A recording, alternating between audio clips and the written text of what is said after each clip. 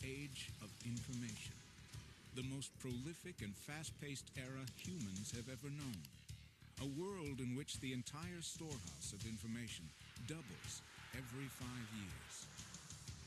We have more choices today than at any other time in our history, but fewer guidelines on how to make them. Technology races ahead, continuing to improve, but are we keeping pace? Have mankind's breathtaking advances created an extraordinary quality for your personal life? Or have these advances merely cleared the way for the relentless flood of information, demands, and urgencies which inevitably force us to live and respond outside the natural rhythm of what is truly important to us? Do you ever take a moment to consider what it is that is truly important to you? When was the last time you really unleashed your imagination, explored your passions, and evaluated your values to discover what you truly want your life to be about? We all try to manage our time, but how can we possibly plan our time when we haven't first developed a plan for our lives? The answer does not lie in utilizing tools that were developed 200 years ago. Can you imagine trying to communicate in business today with a quill pen and the Pony Express? There has to be a new way of thinking, a way that can give us the results we're after. And now, there is. Thanks to one man, Anthony Robbins. Anthony Robbins has become the leader called upon by leaders. As a strategist, coach, and advisor to sports teams, athletes, and politicians, Robbins specializes in transforming the most complex tasks into the most simple and fulfilling of endeavors. Robbins produces winners. His unparalleled success comes from his capacity to understand the thinking processes and driving emotions of human beings. In other words, Anthony Robbins knows that what we feel determines what we do. Robbins himself is an entrepreneur who runs 9 companies. He's a devoted husband, an outstanding father to 4 children, a professional peak performance coach, and an international best-selling author. People from 65 nations have attended his Mastery University, and he's endorsed by some of the world's most influential leaders. Let's join Anthony Robbins now at his home in the Fiji Islands.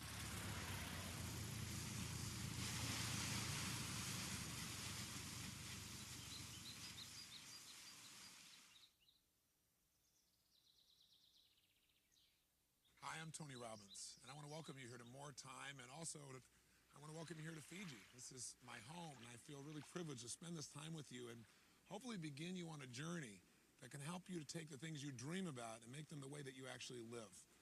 And the reason I think I can talk to you about this is not because I'm so brilliant. The reason is because for 20 years, actually 21 years now of my life, I've had the privilege of working with people from 65 countries, more than 2 million people from virtually every walk of life. And when you're around that many people, you don't have to be too bright to see that there are certain patterns that people do who succeed and certain patterns that people do who are frustrated or overwhelmed. And I want to share with you what those patterns are, because this is not about just giving you some little time planner, because that's not going to change your life, nor will a piece of software. What will change your life is learning how to control and direct your own mind and emotions and doing it in a way that really gives you what you want versus what maybe your environment may be demanding from you right now. I hope that sounds like a journey that's enticing to you, because if it is, I think that the skills you're going to get here will give you a lot more than what you expected when you signed up for this course. Now, by the way, you signed up for a program here called More Time, and yet you know there isn't any more. So why would you sign up for a course like that? Well, probably because inside of you, you know that there's more time for what matters for you if you restructured your life a little bit. You may not know how to do that, but a part of you knows that that's really possible, or you wouldn't even take in a program like this. In fact, I got a really important question for you, and that is, what is time? I mean, think about it. What is it? What would you say if somebody said, what is time? Well, people have all kinds of interesting answers to that. It's a calendar. It's a measure of activity, some people say. But I would say to you that time is nothing but emotion. Time is a feeling. And we forget that. And that's why we get stressed. because we don't think about our feelings. We create to-do lists, and we focus on activities. And very often, we get all of our to-do lists done. We cross off all the activities, but we're still not fulfilled. And many times, we've got a bunch of movement, but we really don't have any achievement, much less these good feelings that we're pursuing. I mean, think about it. Time, you've had experiences in your life where time flew, right? Where hours may have felt like minutes, especially if you're with somebody you love or you're doing something that really juiced you as a person, something you're really passionate about. So you and I got to get clear that if we're going to have more time, what we really have to have is more of the emotions we deserve, that we're going to have to learn how to direct and shape our own lives in a new way. And by the way, the promise that's been given to us throughout the years was that technology was going to give us more time, right? How's that work for you so far? I don't know about you, but I found that as my life became somewhat more successful, it actually became much more stressful. And with technology, instead of that freeing me, in some ways, and it's my own fault, the technology almost became the master of my life. I found myself limiting and living a life that felt limited by all these reactions I was having. And what I mean by that is work no longer was something I did at the office. Work was something that followed me on my belt with my beeper. It showed up in emails wherever I was in the world, and it showed up on my cellular telephone. And I was constantly reacting and then wondering why, gosh, I have all this activity and I have no time, and gosh, I'm not really feeling very happy even though I'm doing some good things. The reason is because there is one thing, and it's not technology, that'll change your life. And you know what's great about this one thing is it's one of the most powerful forces in your life. And the good news is this force, this power is something you've been using your whole life. And that is the power of focus. Just by changing what we focus on, we change literally what we feel. What you focus on to a great extent determines whether you're succeeding or whether you're failing in your business, in your career, with your children, in your intimate relationships as well. So focus really determines the quality of our lives. Whether or not you're fulfilled or whether or not you just feel stressed is really a matter of focus. And ultimately, your achievement level is clearly directed on where do you focus? Where do you put your energy, your emotion, your time? But the challenge is that most of us don't direct it consciously. In fact, a lot of us are incredibly stressed because we don't consciously direct our focus. Extraordinary people who produce extraordinary results have a different way of thinking. OPA is a different way of thinking. It models what it is I've learned from being around several million people, some famous, some not so famous, but maybe more profound in what they've done for the world and for themselves. I think, wow, in business and in life, the way you focus your mind will determine your success or failure. Now, here's the challenge. Most of us don't direct our focus because we're in reaction to environmental stimulus. What that means, in technical terms, made simple, is there's three things in our life that tends to grab our focus and make us react rather than really live our life on our own terms. What first gets your focus? Things that have the potential to give you pain. Things that you kind of worry about. Things that you are challenged by. Things that you think could be a real problem. That tends to get our focus, and we tend to call that worry. Worry is an achiever word for fear. We're fearful that something bad's going to happen, so we put a lot of attention into it. And sometimes it's at the expense of things that are much more important, like our family or our health. Sometimes we worry about things that will never happen. And I think that what happens for most of us is fear gets our focus. And it's natural. It's our survival instinct to avoid pain. But we've got to break out of it if we want an extraordinary quality of life and think differently. And I'm going to show you some ways that you can do that for yourself. The second thing that tends to get our focus is things that can give us pleasure, especially immediate pleasure. Why? Well, think about it. We're stressed a lot of the time. We want to get out of that stress, so we look for something to make ourselves feel good, because that'll happen real quick. And very often we pick things that make us feel good for the moment, but don't really make our life better long term. Very often what you'll do to feel good is go clean off your desk, right? I used to do this all the time. I got all these projects to do. I don't know where to start. I'm overwhelmed. Oh, my desk is messed up. Let me just arrange everything here. Because you know what? I can complete all that and feel really good about myself. Because truthfully, self-esteem, and I hate that term because it's so overused, but a person's sense of identity, our sense of certainty about our lives, our sense of worth, is tied directly to our feeling that we control events, not events control us. When we feel like events are controlling us, our self-esteem drops, our level of stress increases. So what a lot of us do is try and get control of it by doing little things or by doing something we're really good at. You know, let's say you spend a lot of time in your work and you don't spend much time with your kids because at work you feel like you're in control. And gosh, kids are a challenging thing. They're so different, they're so unique. You think you get all handled and they surprise you with something new, right? So very often we try to focus on those things we feel good about Sometimes it's the expense of the overall value of our life. And again, we're reacting still.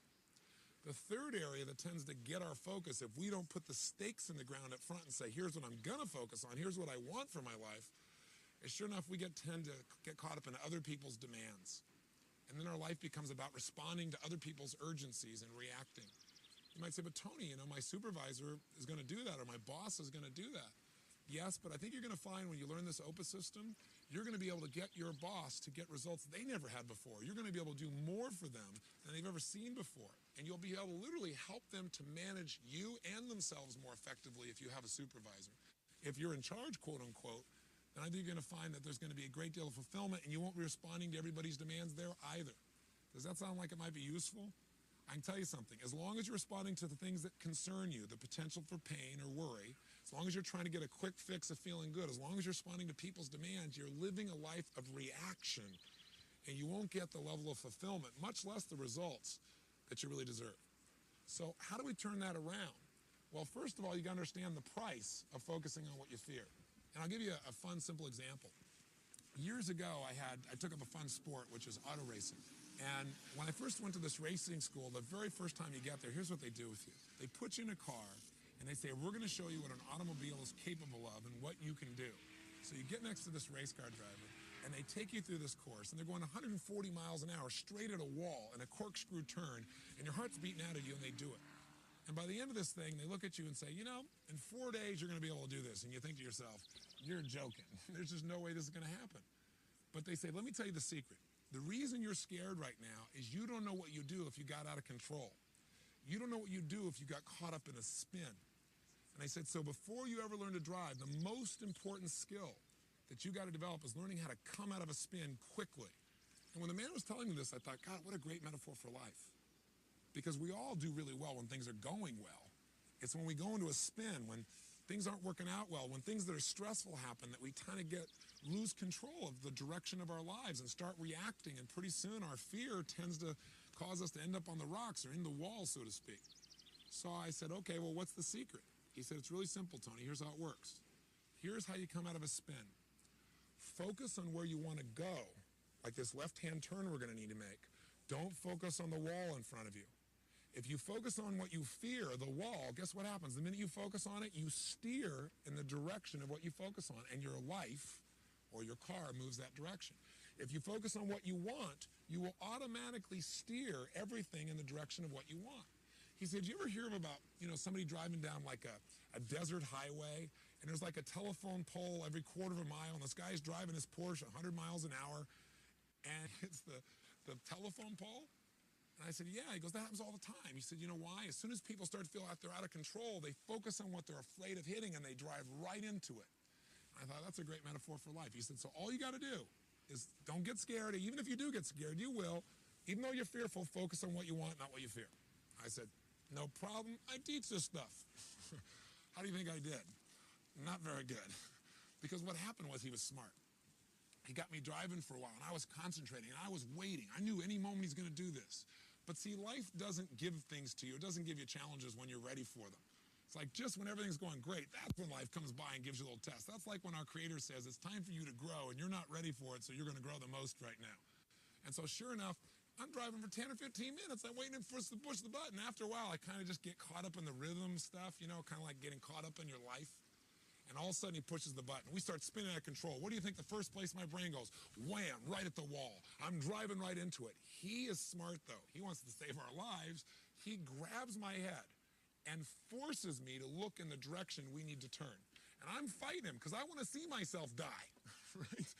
Fortunately, he keeps holding my head. Now, as I turn and focus on where I want to go, without realizing, what do I instantly do? I turn in the direction of what I want. Now, I got a question for you, though. Do you think the minute you turn and you do the right thing, because now I'm doing the right thing, I'm turning the right direction, do you immediately get rewarded for that? See, we have a thing called momentum that's still going on. We're in what we call lag time right now, where we're doing the right things, but we're not getting the reward because of the old momentum. It's kind of like you ate like heck for 30 years, and now you've eaten well for 2 days, and you go, gosh, I'm not getting the result yet. Keep focusing, keep eating the right way, and it'll turn.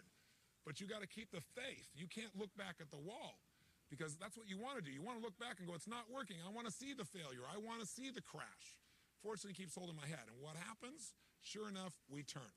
And a few seconds later, the wheels catch and we turn and we miss the wall by about 2 or 3 feet. My heart is beating out of me. He goes, did you learn? And I said, I learned. Did I learn? No. Took 3 or 4 more times of doing this, of him forcing my head more. Before I finally got it down. I got a very important question for you, though. If you focus on where you want to go, are you guaranteed not to have problems? Guaranteed not to hit the wall?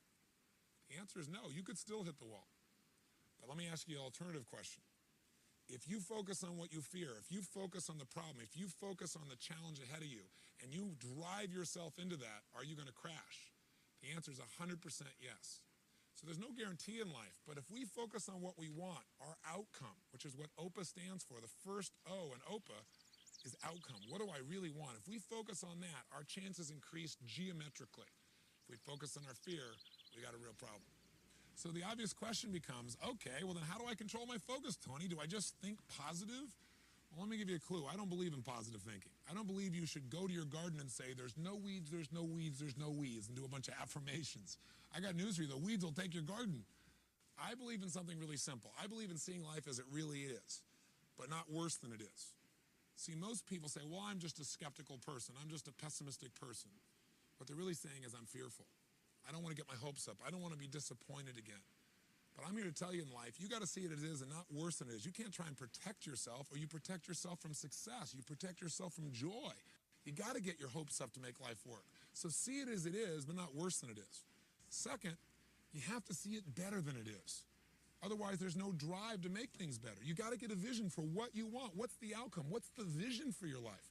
Otherwise, you'll get caught up in the to-dos of daily living, and you'll say, gosh, I don't know what it is, but I feel like my life's about making a living instead of really experiencing life. So if you get a view of what your outcome is, of what you really want, wow, the game changes for you. And then once you know how it is and then you have a vision for how you want it to be, then the obvious third step to succeeding is you got to make it the way you want it. And what we're going to show you with OPA planning is how to do that. Now, from a practical perspective, how do you actually change your focus in a second? Well, the way you and I do it is by asking questions. You see, when we say we're thinking, what we're really doing is asking and answering questions in our mind on a consistent basis. That's all thinking is.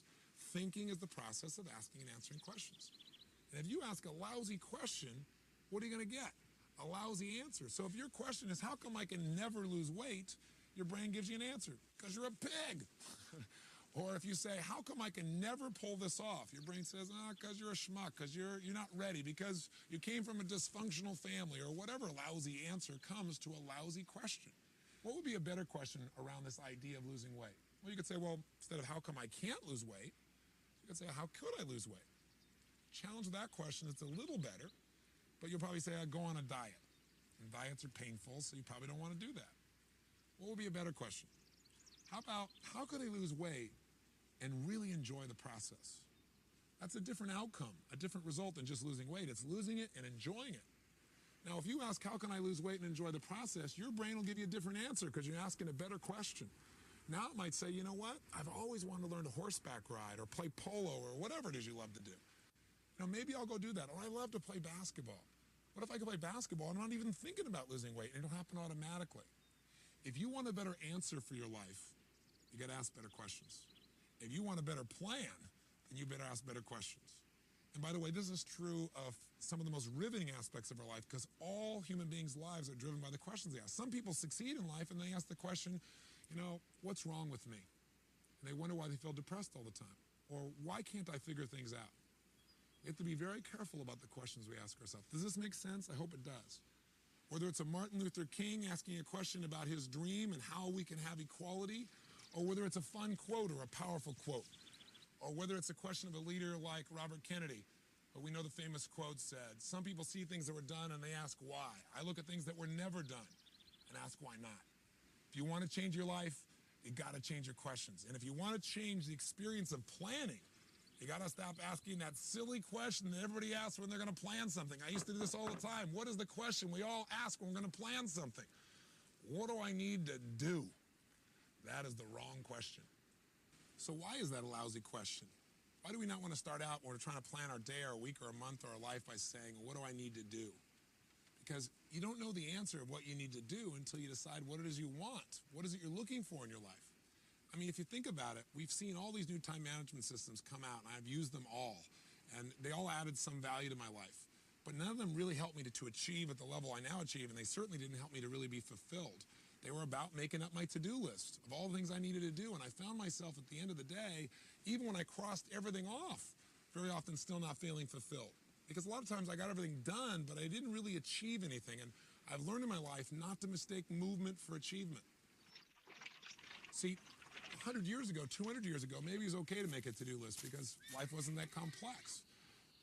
Today is you're the mom, you're the dad, you're the husband, you're the wife, you're the lover, you're the community activist, you're the top peak performance athlete, you're the marketing manager for the company, you're part of the coach of the Little League team. And what you need to do depends on, are you being a mom right now, or are you being a business person? Are you being a lover? Are you being a best friend? Are you being a daughter? Who are you being? So, and we can't just try and manage all these roles also of our lives and expect we're going to have a life that's fulfilling when there's so much going on. We need a simple system that will help us, before we try to design a plan for our time, to really design a plan for our life. And that's what you're going to do starting today. And it's not perfect, and it isn't something that's rigid. It gives you all kinds of flexibility. But it allows you to decide, hey, these are the areas of my life I'm really going to focus on. I'm going to make sure I put a certain amount of my time and focus right here in my family, right here in my physical body, so I have the energy I want, right here in my emotional well-being, right here as being a marketing manager, right here in my business, and empowering the people that I work with so that we have a great environment, that we don't just get results, but we have fun. So we're going to show you a system for how to do that. And once you have the plan for your life, then your planning will not start with that silly question of what do I need to do? That's a lousy question. You're going to ask a different question. You're going to ask 3 of them, and in a very specific order. And I'll just tell you up front, it's really simple. The OPA word stands for the 3 questions. Before I tell you the 3 questions, let me tell you what anyone who succeeds knows. You find anyone who's successful in any area of your life, business, finance, emotion, they're happy, they're fulfilled. Here's what they know. Number 1, they know what they really want. Most people don't know what they really want. They don't know what we call their outcome, their result. And when you don't know what your outcome is, when you don't know what you really want, life can be really frustrating. Life becomes a bunch of things you have to do, and it doesn't give you any juice. You don't have a clear direction for your life. And without a clear direction, very often you end up on the rocks of life. You just don't have the guidance, and you don't have that sense of that my life has some kind of meaning. The second thing that people succeed know is not only what they want, but why they want it.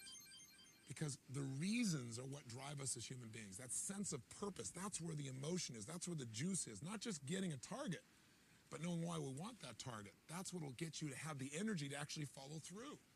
And then the third question they know is, what do I need to do to make that happen? And people that know what they really want and know why they want it can usually figure out how to make it happen because they got enough drive and enough clarity about what they want. So OPA stands for those 3 questions in a very specific way. Let me tell you what OPA gives you, freedom. Because what happens in life is most of us think our to-do list has to get done. Many times you don't have to do your whole to-do list. Most of us know that 20% of what you do gives you 80% of your results in life, doesn't it? And so what we're going to show you how to do is to have more flexibility, have a lot more choices, and get more results with more fulfillment by taking it through these 3 questions. And I want to point something out. OPA is not a time planner. Again, it isn't a book. If you open this book, you go, oh, it's got a calendar, and it's got an A through Z, and so do all these other programs. Or here's a nice piece of software. That's not OPA. OPA is a simple system of thinking that will change your focus, which will immediately change how you feel.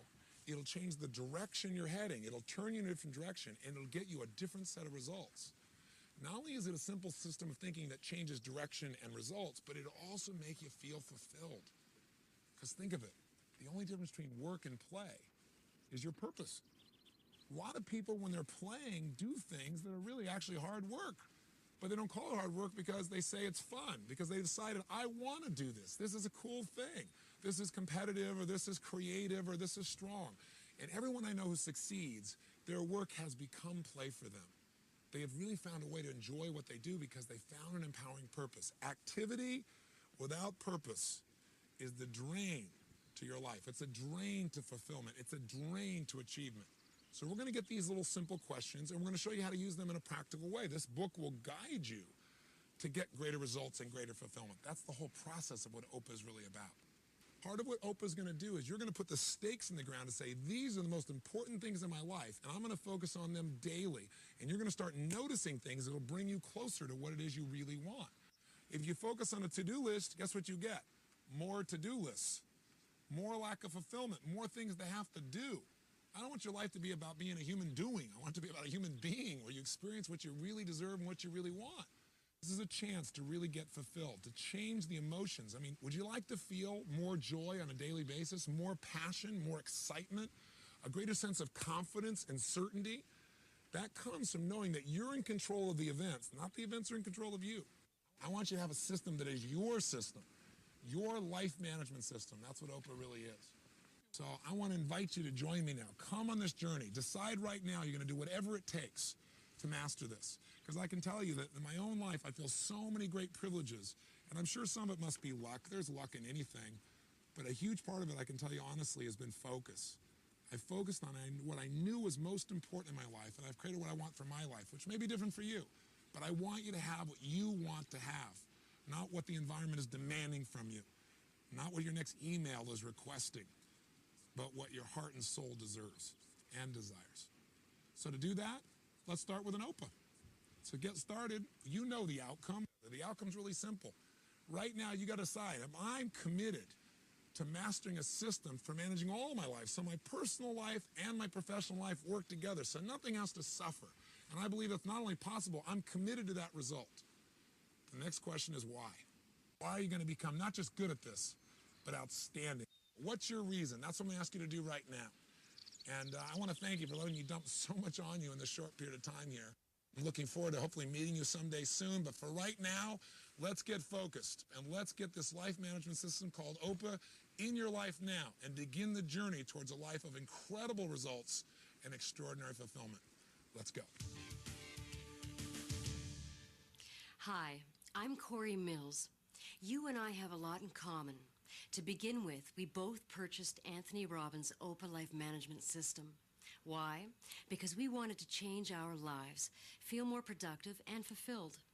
And let me tell you, in the short time that I've been using it, I can truly say this amazing system of thinking has totally transformed the quality of my life.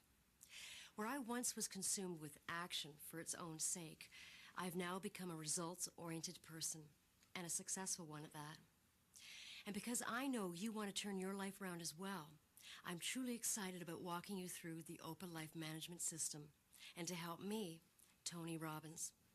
Tony is going to share with you some simple tools that will take away your stress and lead you to a rich and satisfying life, a life of indescribable joy, a life of fulfillment. But don't think fulfillment simply means managing your time. After all, as Tony says, how can you develop a plan for managing your time if you don't have a plan for your life? The key question then becomes, what are we managing our time for? The question is part of what we're going to explore in the first section of this video, creating a life plan. In the second section, we'll learn how to turn dreams into reality. What has made Anthony Robbins extraordinarily successful is his capacity to help people make the transition from a dream state to a life of results. His ability to show people how to turn dreams into reality. Before we get to that, let me share my experiences. Here's what I thought managing time was all about last year. I was scribbling on calendars. Can you imagine?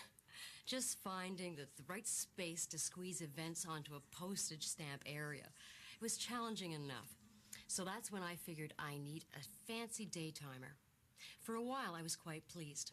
It had a monthly calendar, a weekly appointment schedule, a phone list in the back, and of course, lots of room to write my to-do lists. Clearly, I was in full motion. But at the end of the week, I would step back for a moment and think, where have I been and where am I going? And you know what I realized? The day timer was controlling me. I wasn't controlling me. I checked off all my to-do items, but I hadn't moved any closer to who I wanted to be or how I wanted to live. In fact, I was as stressed as ever. And what finally changed my life was Oprah. A simple system that never, ever lets you mistake movement for achievement. Now I carry my OPA planner with me everywhere I go. It's my constant companion, helping me focus on what matters most. Now it's your turn. But I'll tell you up front, learning the OPA system may seem a bit intimidating at first.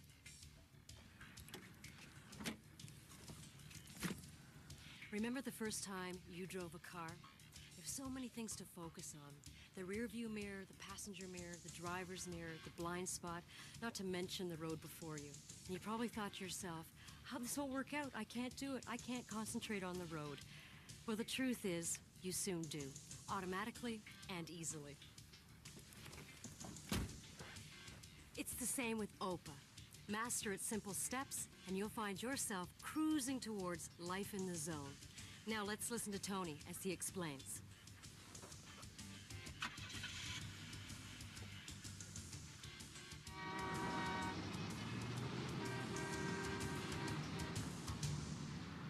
You know, we're living in a time in which stress seems to be almost epidemic, especially for achievers. Everybody talks about being stressed, especially those people who are really trying to do something meaningful, really accomplish something. And I want to make sure that your drive for success or to make a difference really leads to the joy and the fulfillment and the excitement and the passion and the pride that you're really looking for. In order to do that, whether or not you're feeling fulfilled or whether you're feeling frustrated, to a great extent has to do with where do you spend your time? What zone, what dimension of mind, emotion, and focus do you spend your time in?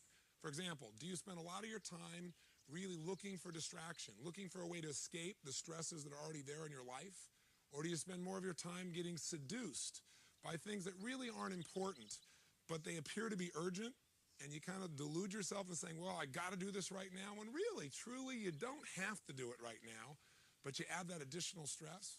Or do you spend your time in drama, where you're doing things that really are important and they're really urgent? You got all these deadlines that have to be met right now. Maybe some of the deadlines that are stressing you out now because things weren't handled earlier on. Or have you managed to spend the majority of your time in your life in what I call the zone of fulfillment? That dimension where you're doing things that are really important, but not really urgent. And as a result, you tend to be at your best because you've taken away the stress. Take a look at what I call time targets. So let's start on the outside as this assembles now. The outside circle here is really where most people spend their time. It's in escape.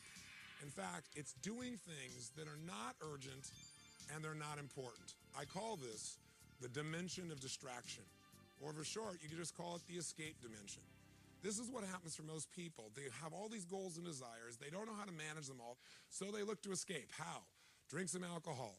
Go hang out. Go watch television. Do something that for the moment is escape. Now, is that all bad and all wrong? The answer is no. But if you spend the majority of your time there, you won't be fulfilled as a person, and your stress will actually increase. Now, the next circle, closer into the target, is that area that we call the dimension of delusion. That's because this is the area where you start doing things that are urgent. This is where you spend your time, but they're really not that important. And what fits in this category? Emails. I mean, these days, all somebody's going to do is type something, and they can send it to 50 people with one keystroke. So a lot of us end up with a lot of emails that don't really, they beg us to respond immediately, but would you agree with me? A lot of it is just things that seem important, but really aren't important at all. They're just urgent because there's this demand that says, handle me, I'm here on your screen. The more classic example is the telephone. I mean, the phone rings, and you're in the middle of something really important, and now you run to grab it and break the pattern of your focus and your feelings. Now, if we go to the third ring, the one closest to the bullseye, that's urgent and important items. That's the dimension of demand. That's where something says, we got to do this right now. You're going to have to spend time there. And a good portion of your life, if you're an achiever, is spent there. But if you spend too much area, too much time, too much focus, too much emotion in the area called demand, in that dimension, you're going to be one stressed character. So you've got to have a certain percentage of your time here, but not more than you need. And life will give you plenty of urgent and important things to deal with without you not doing your part. Where do you want to spend the majority of your time? You want to hit the bullseye as often as possible. That bullseye is the dimension of fulfillment. That's when you're doing things that are really important, but they're not urgent right now. Now, what fits in that category? Your health. Most people wait till they have a health problem to try and deal with it, and very often it's too late. We got to make that something that, even though it's not urgent, we make important, and we make that the time we spend no matter what. We spend time in what's important. So one of the secrets here is to identify, where do you spend your time? Are you spending 20% of your time in the zone, 60% of your time in urgent and important, called the dimension of demand, and then 5 and 10 or whatever in the other two? Are you spending 50% of your time in the zone? Well, let's do some time accounting of last week. Go for it, and let's do it right now.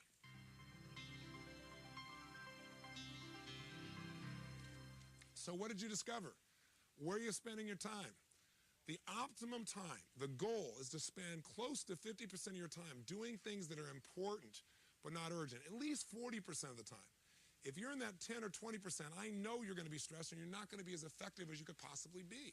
Does that make sense? People in my company will tell you, I believe that anything we really want to get done, if we're committed, there's a way to do it. There's some form of leverage. Someone else could speed it up for us. Someone else we could trade with. We could do something with. We could make it happen. Boy, if you could do that, your life would feel more fulfilled. Is it singing, a dance class, walking on the beach, time alone, time with a friend? I don't know what it is, but what is it for you? Maybe write those down. Guess what will bring you to the zone day after day after day? Oprah. When you ask that question, what's the most important outcome to me? It'll cause you to focus on what's most important to you, not just what's urgent. But what will bring you there is this life management system and this focus on outcomes. So have I sold you yet? You got to make sure you focus on spending as much time as possible doing what's important and not urgent. Get yourself into that 40, 50, 60 percentile there, and you're in for a great time with a lot less stress and an amazing amount of joy. Thank you. I'll bet I know where you want to spend the rest of your life. In the zone, right? Well, for me, this is the zone. What is it for you? Now let's go back to Tony in Fiji, and he's going to show you, just as he's shown me, how to create the life plan that will place you in the zone. Shall I proceed?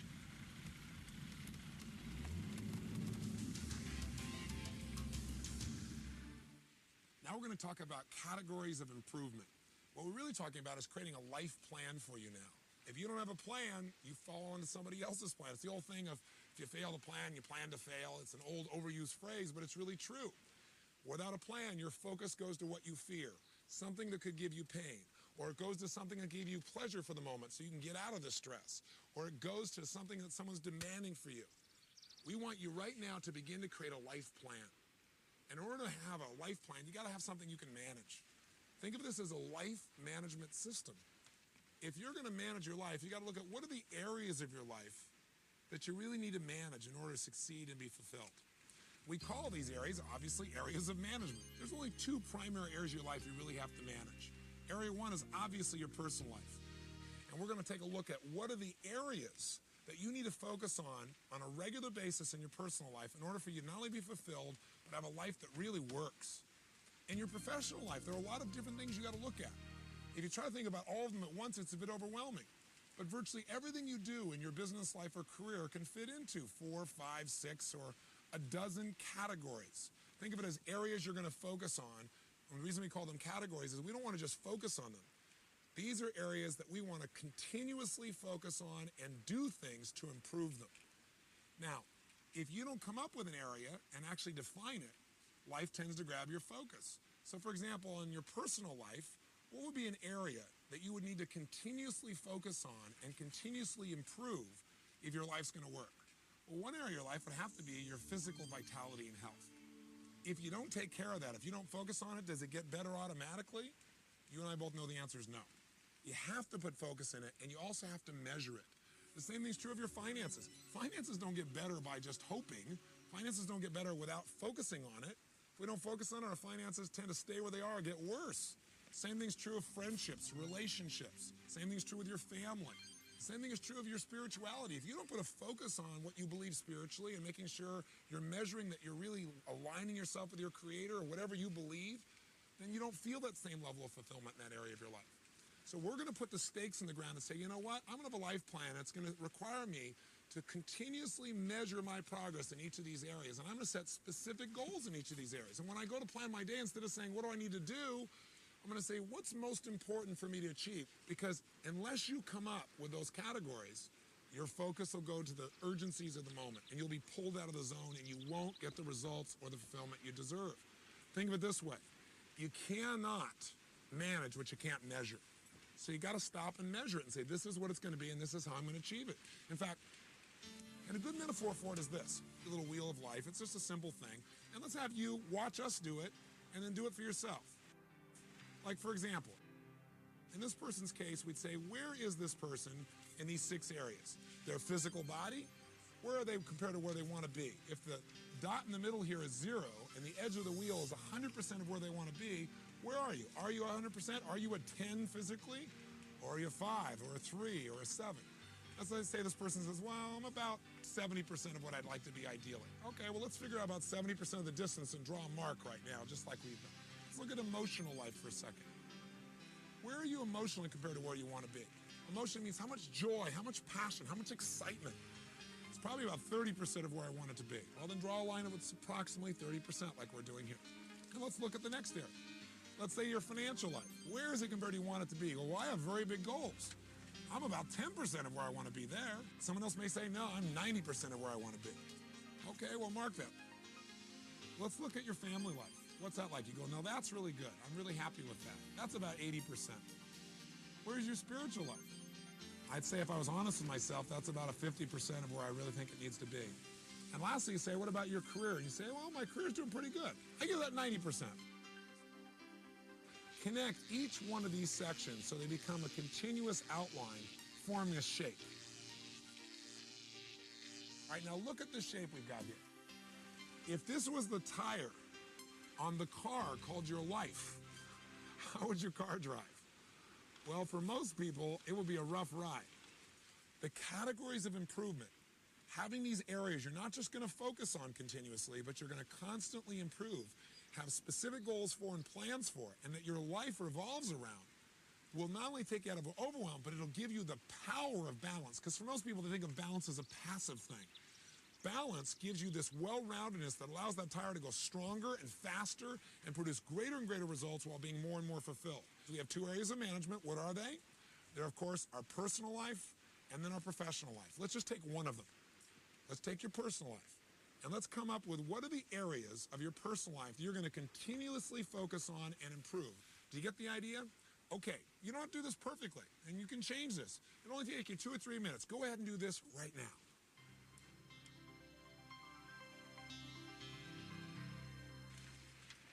Now, that was pretty easy, wasn't it? I mean, it doesn't have to be perfect, but you'll tend to notice that most people in their personal life have very similar categories because there aren't that many areas of our life that we really need to focus on for our life to be fulfilled and to be successful and for it to be balanced. Our professional lives tend to vary a little bit more because it depends on your profession. So now we're going to make that set of categories. You know, making sure I constantly improve my skills as a manager or as a salesperson or a marketer or as an accountant or as a lawyer or as a doctor. This is an area I got to constantly improve to be happy, to be fulfilled, to be successful. That's an area I got to constantly focus on. I can't just improve it once in a while. I've got to think about it and measure my improvement so I continue to have a competitive advantage and so that I feel good about my life. We want to keep that tire of your life round and strong so like a snowball, it not only moves smoothly and rapidly, but it gets bigger and bigger. So let's decide what you're going to focus on in your professional life, what you're going to constantly improve, so this part of your life is as fulfilling as your personal life as well. So let's get started. Why don't you go ahead and start right now.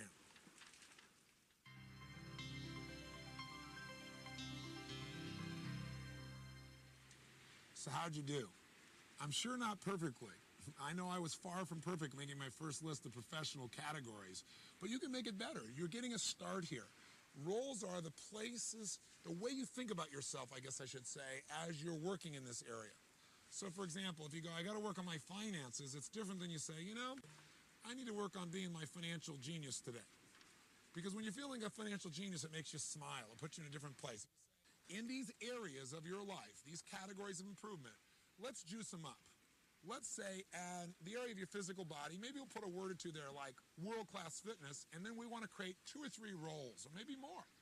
Who are you? You're an athlete. You're maybe an Adonis, right? Something humorous, something that'll juice you up, something that'll make you smile, something that'll say, wow, When I think about that, I want to go there. I want to spend time in that particular area of my life.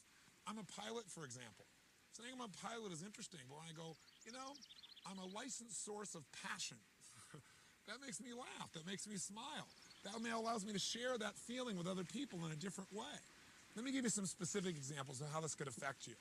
I had a woman who came to one of my seminars here for more time, and she was really frustrated, really depressed. And she raised her hand and she goes, well, what if you got categories, but you don't want to make any categories because you hate your job? I said, well, let's talk about that for a second. What's your job? She goes, well, I'm a school teacher. And the look on her face made you know that she wasn't too terribly thrilled about it. So I said, well, what do you associate to being a school teacher? What are your roles as a school teacher? Because when you have an idea of who you are, you come up with these beliefs about what you are. She goes, well, I'm a disciplinarian. She goes, I'm basically the enforcer of the state's will. I'm a babysitter because their parents never took care of these kids, and so I have to constantly discipline and babysit them. And she was rather harsh. I said, ma'am, I understand how you feel, but can I ask you a question? Why did you originally become a school teacher? You obviously wanted to be that at one time. She goes, well, I don't know. I thought I could make a difference. I said, what did you really want to be? What did being a school teacher mean to you back then? What was the role of that? And she said, I guess I wanted to be a developer of the human spirit. And you watched her whole face just all of a sudden change. I said, then why don't you just do that? Why don't you be a developer of the human spirit? And she said, well, I said, if you were a developer of the human spirit versus a teacher, what would the rules of the game be? Who would you be? What would you do? She goes, well, if I was a developer of the human spirit, I'd have to love every child in my class. And her whole face changed. She started to smile. I said, if you were to develop a human spirit, what else would you have to do? She goes, well, I'd have to make learning fun. I'd have to get to know the parents and not make them wrong and help them understand their own children and what's happening in their lives. And she went on and on and on. And I said, so how do you feel about your job? She goes, I got a career. And it was that second of shift that happens when we change what something means. Words have power. They change our biochemistry. You ever had somebody call you a particular word and felt the change in your body? Words have power, the right words. They change what things mean to us. I'll give you one other quick example. A woman comes to one of our seminars, very frustrated, stressed out, hates her job. What does she do? I'm a stockbroker on Wall Street. Well, what do you do as a stockbroker? Well, you got to go cold call a bunch of people and trying to give your money. And then you got to follow up all the time. And I just hate it. I said, okay, well, you can change the job. But before you do, you know what the problem with changing jobs is? You take you with you. You always think it's the company's the problem, and you go to a new job, it feels okay for a while, but pretty soon you're back to the same problems. I said, what we got to do is change your mentality, your psychology. I said, did you ever enjoy this? She goes, well, in the beginning, I was kind of excited about it. I said, let me ask you a question. What are you really being? What would be a role, a way of describing what you do that would make you grin from ear to ear? What do you really want to be? She goes, well, I want to be a mover and shaker. And I said, well, you're on Wall Street. You work for one of the biggest firms in the world. You're doing quite well. I said, maybe that's what you are. And all of a sudden she smiled and she goes, damn right I am. I said, what else are you? When you're making cold calls, forget that. Who do you want to be when you communicate with people on the phone? And she said, a treasure hunter. She said, I want to search for treasure. I want to help people. I want to get them to give me some of their money and go use it to find treasure for them and help them expand their treasure. And her entire psychology changed. So what I want you right now is I want you to take each of these categories you have, both in your personal life and professional life, and I want you to juice them up. Maybe make the name of the area a little bit more juicy, but most importantly, come up with 2 or 3 roles that make it fun to be there. Little things make a big difference. Let me tell you what Oprah's going to do for you. Well, most of the stuff you know, but maybe you have your own words for it, or maybe at times you do this and other times you don't. All I'm doing is giving you a set of words, a system that you probably already do at times, but by knowing what it is, you can do it consistently and not hope some of the time you feel good and sometimes you don't. If you're heading in this direction right here and we make a little 10-degree shift with Oprah, that seems like nothing. But we take that out a week from now, a month from now, 6 months from now, you're in a totally different destination in your life. Radically different difference. And language and identity are a big part of that. But start this process right now of juicing up your life by figuring out what are the roles you're going to play in these areas that are so important in your life called categories of improvement. Let's do it right now.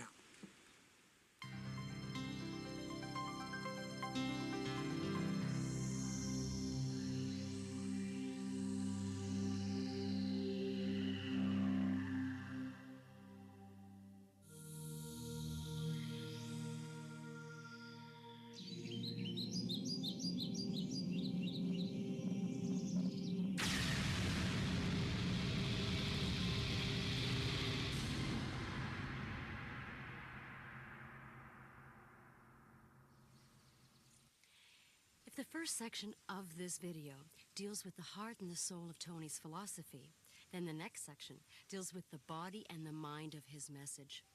Now, in this section, this is where we turn our dreams into reality. And to realize our dreams, Tony has developed several powerful techniques, one he calls chunking. Now let's join Tony at a recent OPA session, and we'll watch him in action. So try and join along with us and see how you do.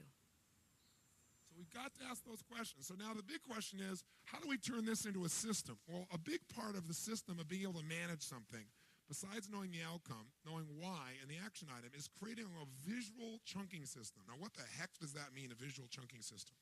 Well, let me give you an example.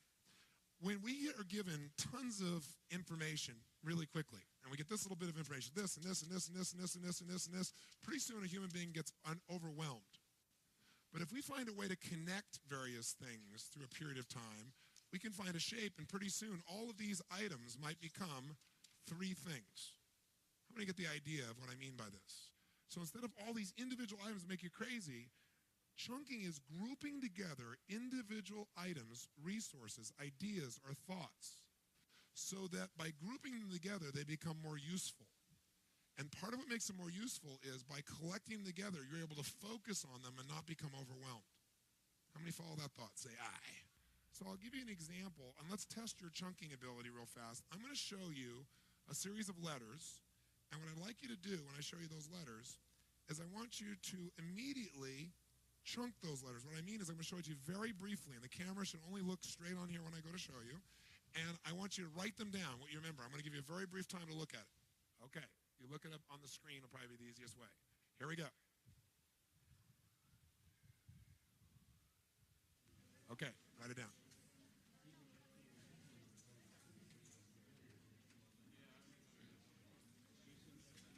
Raise your hand if you're finished. Raise your hand if you're finished. Okay, great. So I'll turn around now and then see how accurate you were.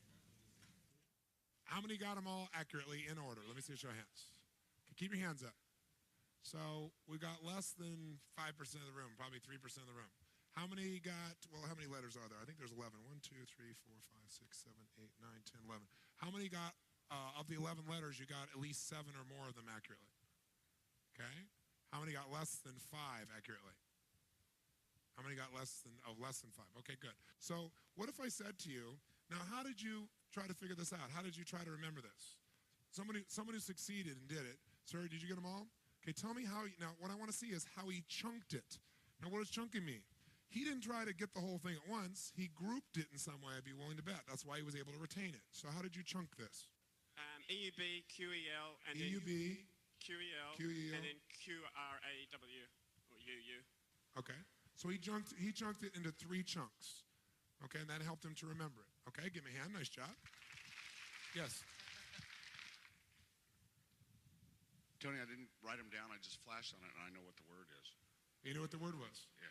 Okay. What's the word? Albuquerque. That's correct. What if I wrote it this way? How many of you would have been able to write it down? Can you see it? How many of you wrote it out that way, you would have been able to write it down immediately? Let me see a show of hands. Sure, because you recognize Albuquerque. Because Albuquerque is one chunk for most of you. But it was all these things that were random, most of you weren't able to get it. So many of you tried and failed. Let's see why you did. Now, are you from Albuquerque? Do you know anybody in Albuquerque? I live about 100 miles from there. Why would he be able to see that when it looks nothing like Albuquerque? Because when something becomes part of your focus, like when you buy a certain car or you buy a certain outfit and all of a sudden you see that car or outfit everywhere, well, once you do that, all that information was always around you, but it's become important. So part of your brain sees anything that would relate to it. That's also what happens when you have a clear outcome. When you have a clear outcome, suddenly you start seeing Albuquerque where other people see nothing but a mixture of stuff. You start seeing with your outcome how to achieve it where no one else can figure it out because you have a clear outcome. I did this once in a seminar a couple of years ago, and the lady said, I know it is, it's Albuquerque. And I said, do you live near Albuquerque? She said, no. Ever live near? She said, no. I said, you have a lover in Albuquerque, don't you? And she went, no, I don't. And everybody saw her face. She was in school, and she started laughing. She goes, well, I do have a lover. How do you know I have a lover? Because I know the person either had a proximity or something. They had an emotional association to unscramble something with no help. In a matter of, I gave it to you for 5 seconds. When you become emotionally associated to something or you have clarity of something being important, your brain figures the whole thing out. That's what the value of outcomes are. Is that pretty powerful? Now, how many could have gotten it here? Come on. How many could have got Albuquerque here? If I did it this way, you could have written down the letters. Say I. Because it would be chunked differently. So who else got it, though, this way? As more than one. Yes, how did you chunk it?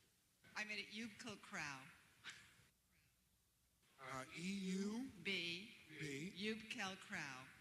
Kel? Crow. Crap. So she chunked it how many times? 3 times, and she chunked it auditorily instead of visually. How many see that? By the way, do you see a pattern? Both these people that succeeded chunked it 3 times. Somebody else. I sort of started off by just doing what this dude back there did, which was just sort of like one at a time. I sort of put EU, BQ, EL, and then just the growl sort of seemed to work, so I probably just threw that down. So you still chunked 2, and then you went to three the last twos, one. and then So she still did. Chunking in 3s is most common. For most people, someone shared this with me the other day, chunking, they chunk like this. 1, 2, 3, many. When you get beyond 3, for most people, it's many. So 3 is usually, and if you try to chunk it as 1, unless you had the reference for Albuquerque, you were in bad shape. Who did not get it? Who did terribly, honestly? Because you did terribly, there's nothing wrong with you, it's just that your strategy for chunking was not effective. So, sir, how did you try to chunk it? I tried to chunk it EUB, QEL, except... All this is 1? No, I tried to do it in 3, but in my language rules, U always follows Q. And so I got all confused about halfway through it. So Okay, so what happened is he tried to chunk it with 3, but he let his belief systems, he calls his rules, determine that this couldn't be, and that fried his brain. So what you have to understand is if you're going to get a job done, if you're going to take a dream and turn it to reality, you're going to have to chunk it into a bite size, not so small you're overwhelmed and can't remember it, and not so big that you're overwhelmed. And so what OPA is a visual chunking system. I'll give you one more. Let's see what you've learned. I'll give you one more example real quick here.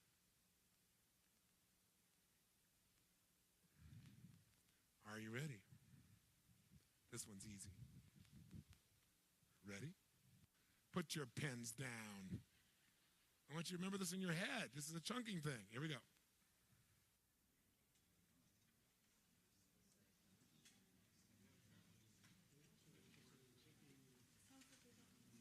How many got it? Let me see your hands. Okay, how many did not get it? Okay, those who got it, raise your hand and tell me how you chunked it. Yes, ma'am. I read it out loud to myself. I said, that says Turaparini. Turaparini. 3 syllables, 3 chunks. She used auditory, 3 chunks. Give her a hand. Nice job. Oh, come on. Give her a real hand. Who else got it? Yes, ma'am. How'd you do it? I'm a linguist, so I tend to look for the word that I know in any of the languages that I've studied. In this case, T-E-R-R-U is like earth. Oh, that's interesting. And I kept it in my mind. So earth. And the Pyrenees in France, so I kept a mountain. So the point is, the ideal chunking system is 3 if you have no reference. If you have a reference for something, you can chunk it in a larger chunk. For example, driving your car, your stick shift now is 1 chunk for most of you. In the beginning, it would have been useful if you could have said, okay, there's the things I do with my feet, there's the things I do with my eyes, and the things I do with my hands.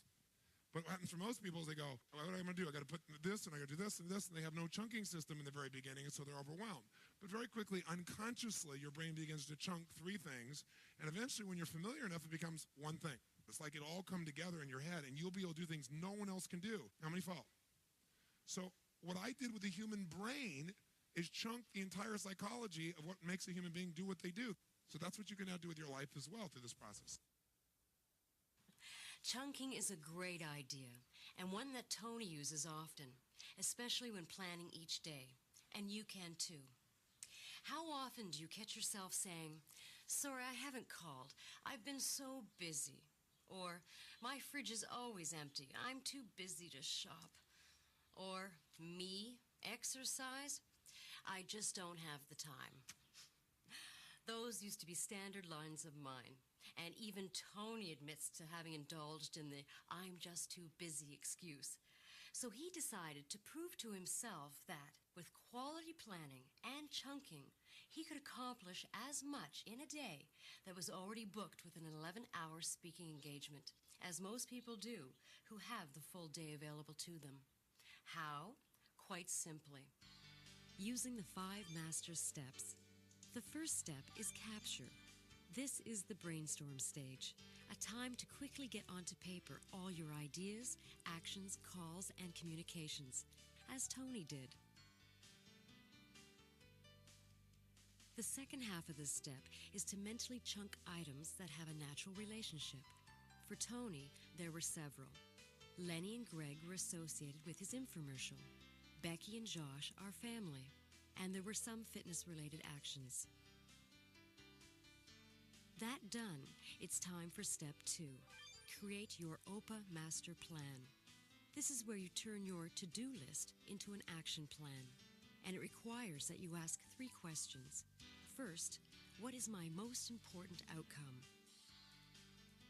For Tony, a critical outcome was to make major progress on his infomercial. With your outcome clearly defined, now ask, why do I want to do this? What will it give me? How will it make me feel? Remember, when Tony talked about juice, this is where you give your best reasons for achieving your outcome. Number 3, ask, what actions must I take to achieve this outcome? When Tony quizzed himself, he realized that most important was his need for a celebrity endorsement. He just read in the paper that Greg Norman had won the World Series of Golf, and he recently worked with Greg on his game. So one of his action items was to ask Greg to return the favor. Asking himself, what else do I need to do? Tony's list grew, but became more sharply focused on achieving his outcome. Now the final steps in making every OPA block more effective. First, number each action item in order of priority. Place an asterisk beside the items that are musts, the 20% that make 80% of the difference. Estimate how long it will take to complete each action item and write the time in the duration column. Total the time it will take to complete all items, and then add up the time for the must items. If you are in a rush, this will help you focus on actions that will quickly achieve your result. Next, consider which items can be leveraged. Tony decided his assistant Tina would call Lenny, so her initials were penciled in. That done, circle the outcome. Leave a line or 2 and draw a box around the OPA block to create a visual chunk. A great start. Now it's time to ask again, what other important outcome must be achieved? For Tony, even though it wasn't on his capture list, he realized that conducting an outstanding life mastery program was the most important outcome of the day. And the why? Because the way people feel determines who they are.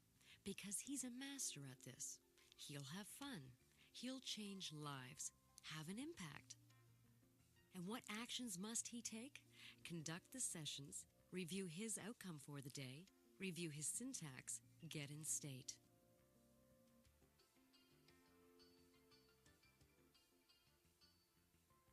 Not a whole lot of room for leverage here.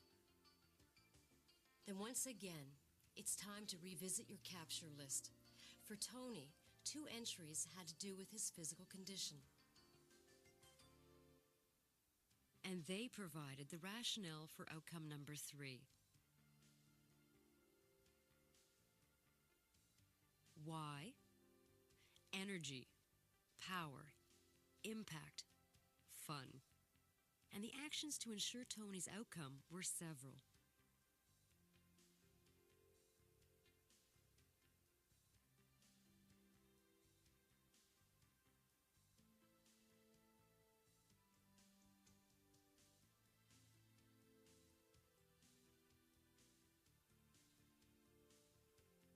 Family is close to Tony's heart, so calling Josh and having dinner with Becky naturally leads to a 4th important outcome.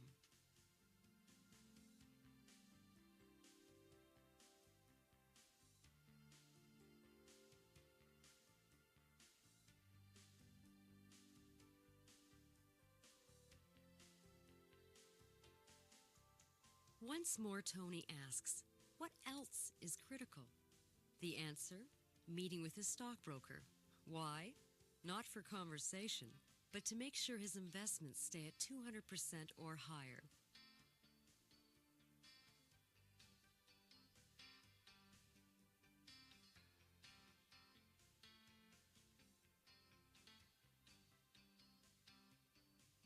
And the remaining action item, Meet with Sam, also relates to a significant outcome.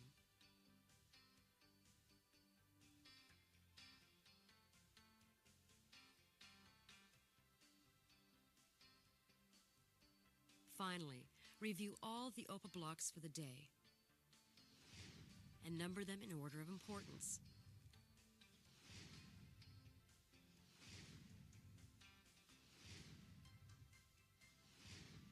Now, your day's assured. Amazing.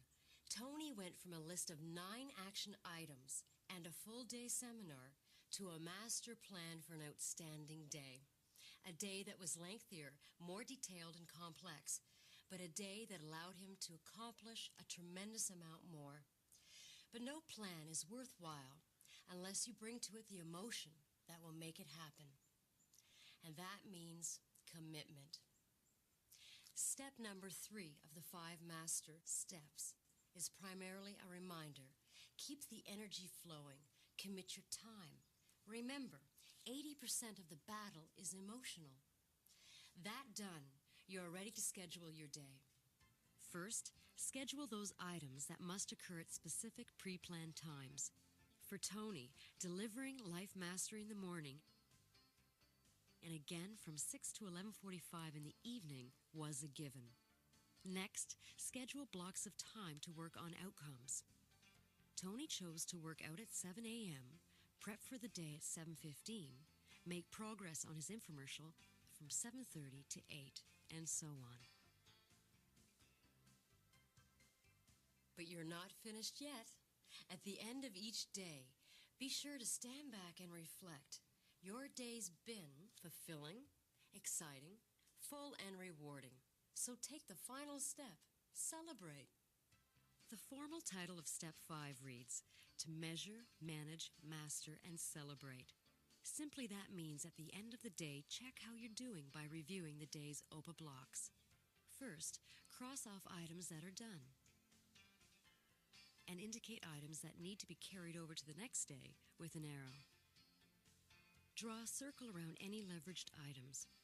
That will remind you to check on whether leveraged items have been completed. Check the name of anyone that needs to be called again. Finally, box any item that didn't need to be done, yet you were still able to achieve your outcome. There's a key in your manual that will help you through this step. Now take time to celebrate.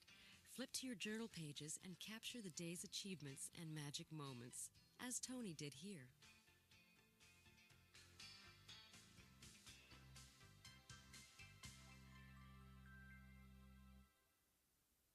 This final step will make all the difference in your day. It will help you see who you were that day and what you accomplished. And it will ensure that you will not only feel successful, but be fulfilled. Now it's time to move in to your OPA Life Planner. And the first thing you do is take ownership of it with pride. The first section is called My Driving Force. It's designed to connect you with what is most important in your life. First of all, it will remind you of the weekly planning process. You'll use this section to capture your categories of improvement,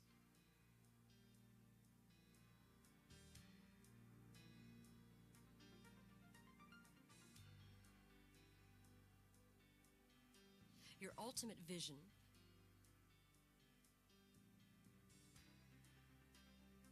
your ultimate purpose,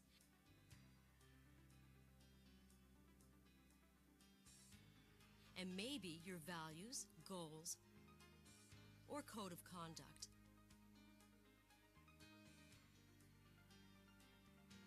This first section also includes a Master Commit page. This is a place for you to track the most important outcomes you want to achieve.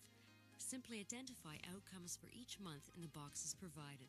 It's a great way to remind you at a glance of your long-term goals. And here's a hint. You might want to color code these: blue for personal life, green for financial items, and red for professional outcomes, or whatever works for you. Next, turn to the monthly calendar. This is where you'll write your appointments.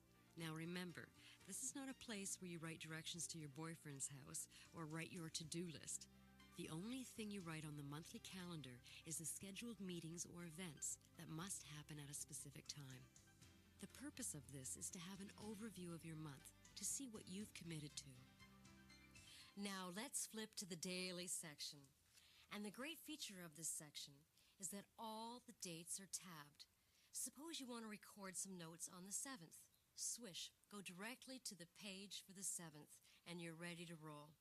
And by the way, remember, when you use your daily planner, you write only on the left-hand page, the capture page, until the day or night before you do your actual planning.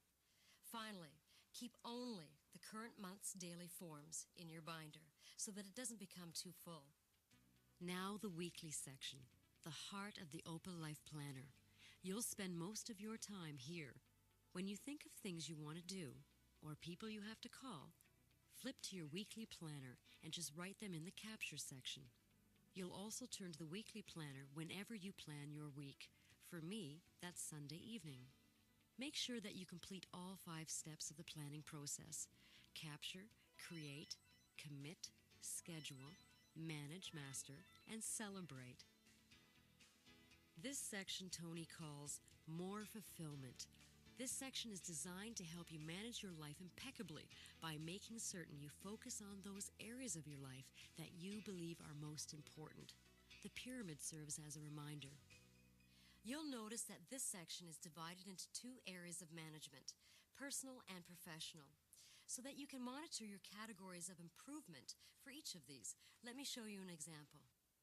Take one of your categories of improvement and complete one of these pages. First, develop your ultimate vision. The vision of what this area of your life would be like if you were living your dream.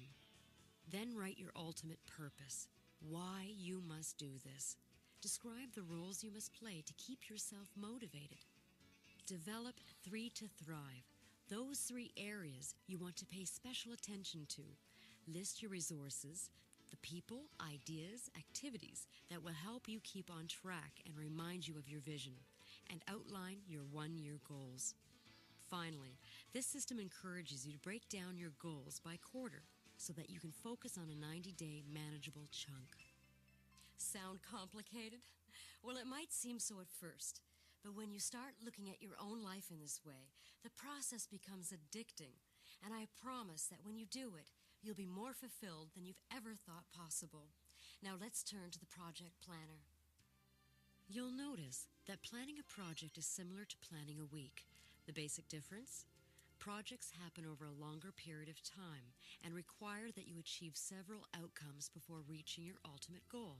You'll create your ultimate outcome, ultimate purpose, and then you'll brainstorm all of the must outcomes that must be completed in order to achieve your ultimate outcome. Then, just like planning a week or a day, you'll follow the 5-step OPA master planning process. Capture, create, commit, schedule, and manage, master, and celebrate. This next section is for journal notes. Here, you'll write down anything you want. It's a place to create, to plan, as well as reward yourself. I also use the journal section to capture magic moments, or take notes if I'm at a conference or an important business meeting. Nearing the back of the planner, we come to the A through Z section, the place where you record not only names, phone numbers, and addresses, but fax numbers, email addresses, and pager numbers too. The magic of this section is that unlike most planners, it's more than just an address book, which is a way to plan your communications. For example, someone I need to speak to regularly is Nathan Ferguson. So I take out one of these companion sheets called the Communications Plan. I write his name at the top and file it under N for Nathan. Then, when I get an idea I want to talk to Nathan about, I open up my binder and write it down on the communications pad. So, instead of calling, interrupting him over and over and over again, I simply turn to the N and write down whatever it is I need to talk to him about, and close the book and forget about it. I've done this for all my key associates and close friends. So whenever I get to speak to these people, I have 5, 6, or 7 things to talk to them about, and I don't have to worry about forgetting something. Finally, you can use this communication plan to keep track of your commitments to other people and their commitments to you. Remember, management is really the management of promises. Inevitably, most phone calls or meetings will result in people making commitments. So, while you're talking to someone or when you're in a meeting, use this plan to keep track of the commitments you have made or that the other person has made to you. And by the way, when you finish your conversation, guess what you do? You take these commitments and decide when you're going to deal with them. For example, here, I turn to Thursday's capture section and write down, "Get financial report to Nathan." And next to it, I put CCP Nathan. This tells me to refer to my communications plan for Nathan for more details. Here's one final point. This A through Z section can be used in a number of other ways. For example, if someone gives me a direction, I can write those on a journal sheet and file them under D for directions. Or under Q, I collect quotes. And I use the table of contents at the front of this section to keep track of what I have filed. These 6 tabs at the back are for the projects that are close to my heart. For example, behind one, I'm keeping ideas for a book I'm writing. Behind another, I keep my exercise and weight routine. Behind another, plans for my parents' 50th wedding anniversary. Finally, so my planner doesn't grow to an unwieldy size, when I do my weekly planning, I remove any sheets that I'm finished with, and I put them in my storage binder. And there you have it. By the way, there's also a software version of the OPA Planner that can make your life even easier. You'll feel right at home in the software because it's organized just like your binder. It has a daily, weekly, project planners, journal pages, and A to Z, and it even gives you a place to manage all your categories of improvement. The software will save you time. It automatically transfers information between the pages. Rewriting is virtually eliminated. Now it's time to move in.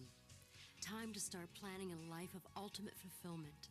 And to do that, let's get back to Tony as he shows us how to use the weekly planning process. Tony refers to this process as a 4-stage system. But it's not just about planning. It's about how to take whatever you really want for your life, your ultimate vision, your ultimate purpose, and make it real. So this is what I call the weekly planning process. It's got 4 chunks. And just imagine it's like a clock where there are 4 boxes, one at 12 o'clock, one at 3 o'clock, one at 6, and one at 9. And those 4 strategic locations. There are 4 stages to the weekly planning process. And by the way, if you look in the middle of it, you'll see the target.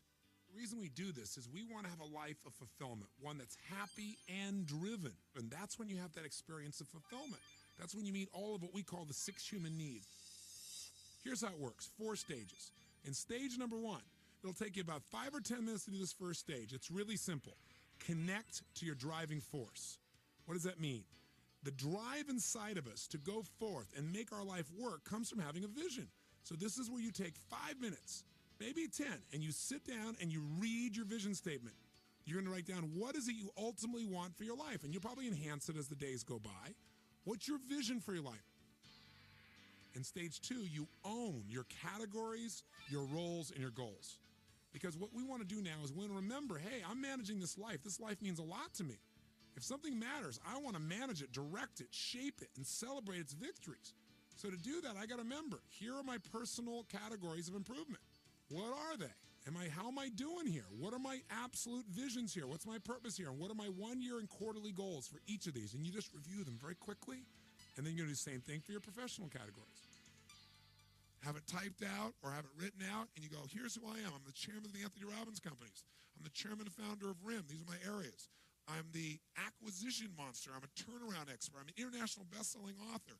I'm the founder of the Anthony Robbins Foundation. I'm a media personality and creator of life-changing products. I'm the owner of Namali. These are all things I want to make progress on this week because these are all who I am. I don't want to just spend all my time on one. I may not make progress on all of them, but ideally that would be it. Maybe I'll focus on 2 or 3 of them, but I want to know who I am. These are my areas. Under those, I have specific roles. Bosso Levu in Namali, right? Father of the clan as the chairman of the Anthony Robbins companies. That's a lot. That's pretty cool, right? Then I flip over here and I go, okay, now let me look. As chairman of Robbins Research, who am I? Father of the clan, visionary, leader, force for good. I go, what's that like? I think about what I'm like when I'm being father of a clan, when I'm being a leader. And I just step into it for a few seconds. I read my mission statement, say, what are the most important outcomes I have for this quarter, for this year? And I keep it. Whatever you focus on, guys, you will experience. Whatever you focus on, you'll achieve. If I can just get you to focus consistently, once a week thoroughly for a couple hours, once a night for 30 minutes to an hour, I'm telling you, your life will never be the same. But this is the way to anchor it for the rest of your life and have something nobody virtually has. Now, third stage. Third stage is the actual physical planning of the week. And before you plan this week, we want to learn from the past. So in the third stage, the first thing you're going to do is you're going to write down a list of 5, 6, 7, 8, 9, 10, 12 of your top accomplishments from the previous week. And I'll tell you something. This is something I'm religious about. I write down those top 10 or 12. That's what it is for me virtually every week. And I'll tell you what I end up having by the end of the year. I have a list of 5 or sometimes 600 of the most important accomplishments of my entire year. I mean, that feels pretty like you've had an amazing year. Plus, it gives you a great memory. You don't forget the great things you've achieved. Good. So as our review last week, I'm going to take out a journal page, turn to one, and I'm going to write down everything that was what? Great, outstanding, fantastic, anything I learned, organizing principles, people I met, magic moments, things I accomplished. Bam, bam, bam, bam, bam, bam. And I'm going to stack it. It's really asking the question, what was great about this week? Then I'm going to say, okay, what do I still need to get done that didn't get done? And I flip through and look for it. And anything that still needs to get done, I put on the capture for this week, or I say, do I want to do that this week?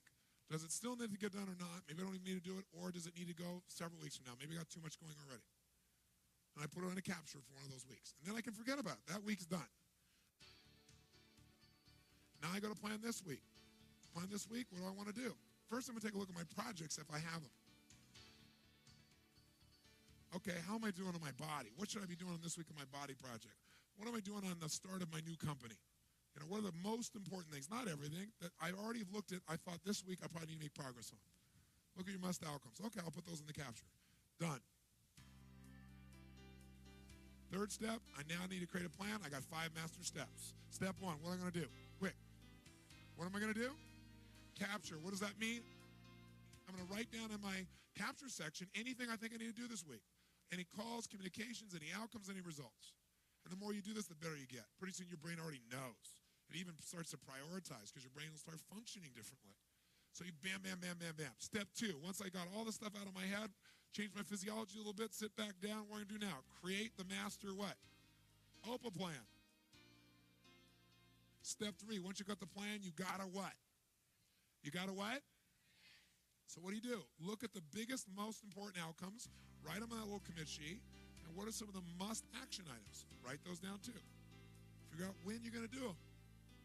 What's last? The 4th step? Schedule it. What is it? Schedule it. Look through. Okay, on Monday, I said I'm to these 5 must outcomes. Open a Monday, write them in your capture, forget about Monday.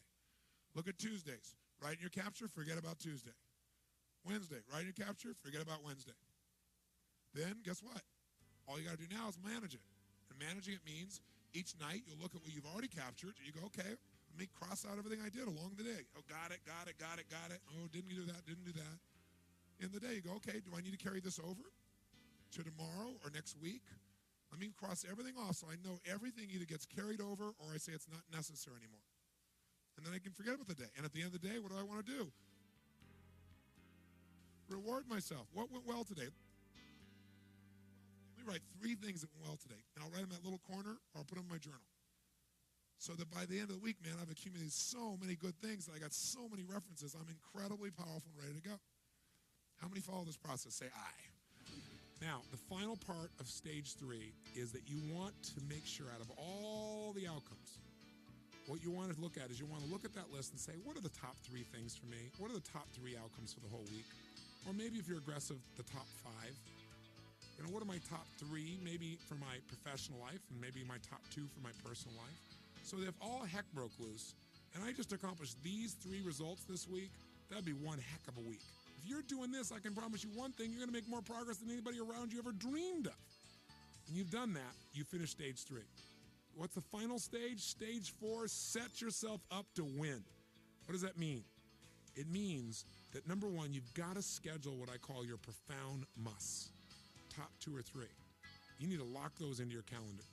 Remember, if you talk about it's a dream, right? If you envision it, it's exciting. If you plan it, it's possible. But when you schedule it, it is real.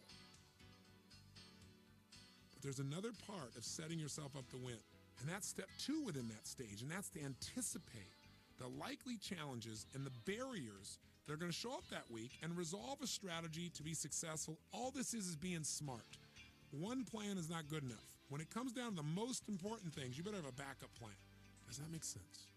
Is that better than just reacting to the environment? You bet it is. For the last hour, though a mere blink in our lifetime, we've heaped an enormous amount of information on you. But if it has provided a glimpse into our future, the experience has been well worth it. Today you've opened up your first pages of OPA, and tomorrow you begin to manage your life, and in the days thereafter, OPA will change your way of life forever. Well, you made it. You made it through an intense program. We dumped everything on you except the kitchen sink here, I think. There's a lot to absorb in this time period.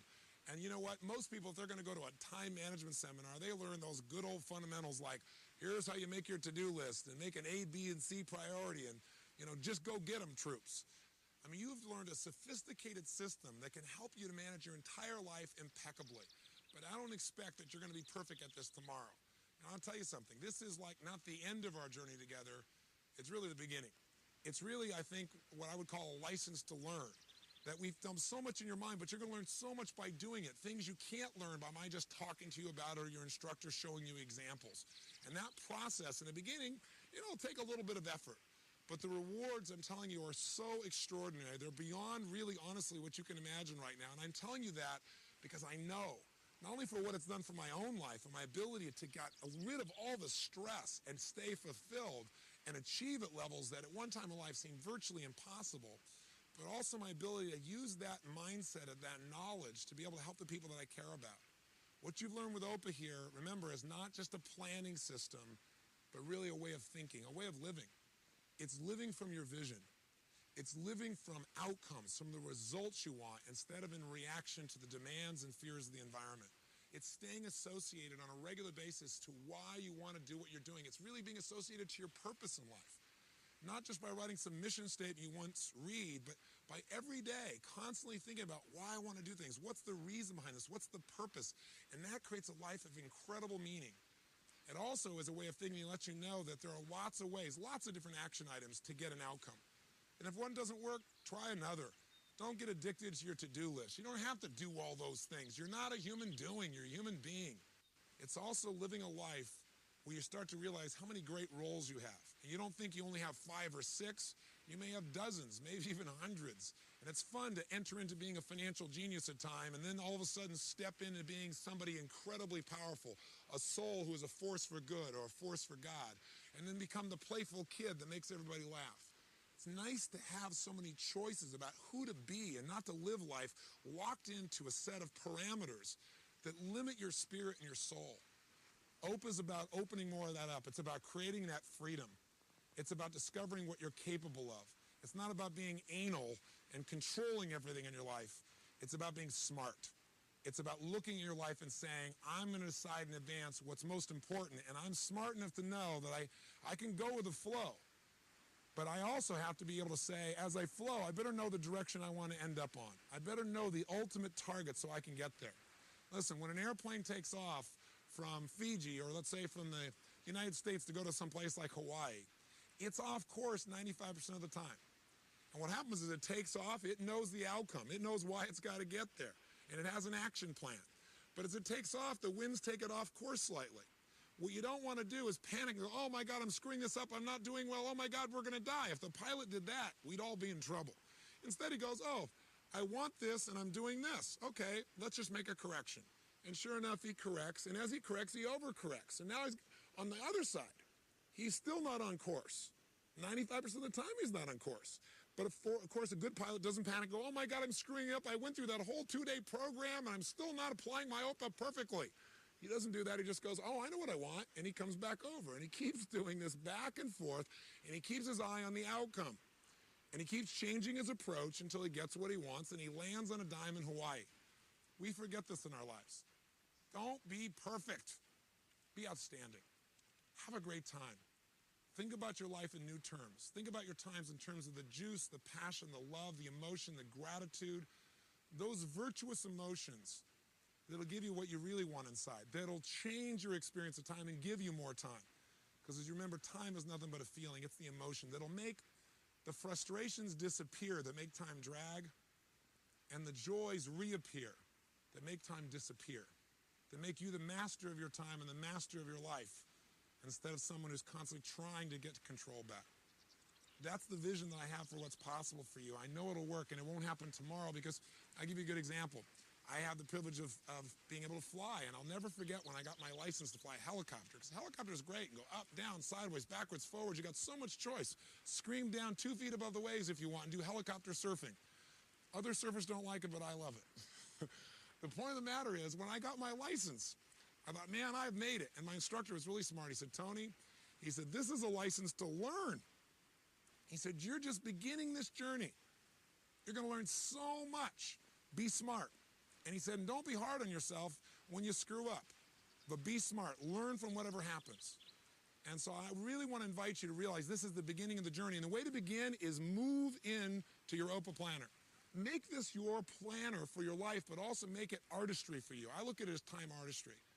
Make it something that gives you more fabric, more juice, more ways of experience joy. I know I sound like a fanatic because I am. Because I'm experiencing so much juice, and I hope that you've got some of that enthusiasm for me, enough to say, you know what, I'm not willing to try this, I'm committed to mastering it. Because if you go and say, I'm going to try this, I guarantee you, it's like driving that stick shift car again. In the beginning, you're going to have some frustration, or you're going to feel overwhelmed, you're going to go, oh, I just want to go back to the easy way, and you will miss out on the juice. So I'm asking you right now, not only to commit, but to resolve. This is the system you're going to use as a minimum for the next 6 months, but for your life. A system that you know can help you take control, and you're going to stick with it until you master it. Not dabble in it, not try it, but master it. If you do that, I can promise you that whatever you've dreamed about that you thought was a huge goal or seemed difficult or impossible, it'll look like a cartoon compared to the stuff that you'll really create for your life. And I'm telling you that from experience. I'm not saying my life is your life or my goals are your goals. But I am saying that I know that what I've dreamed about, I've made happen. I'm continuing to do it, and I know I can. I know I don't have to just dream, that I can convert those dreams to reality. Because remember, here's how most people live. They talk about what they want. And if you talk about it, it's a dream. Now, when you envision it, now you get some juice. Now it's exciting. If you plan it, now it's possible. But only when you schedule it, when you make it physically happen on this day at that time, when you lock that in, is it real? So I want this to become real for you, but I can't do it for you. So I'm giving you my most passionate plea to really take your life to the next level. Don't settle for good in your life. Don't settle for excellence. Go for outstanding. Go for a life that is not just a life that you feel good about, but a life that's memorable. One that not only touches you, but really, truly. One that's so well loved that the people around you are inspired by your example. Because in the end, all our lives are either warnings or examples. Warnings about what will happen if you don't fully utilize the gifts your Creator has given you, or examples of what's really possible if you love, if you create, you commit, and you expand your skills as a human being. So thank you for this time. I really appreciate the privilege of being able to work with you. I hope I'll have the chance to meet you personally sometime. And if OPA, this system, helps you and enhances your life, I hope you'll write me or someday share with me how it's touched your life. That's what drives me. That's why I'm here. So God bless you, and good luck on this amazing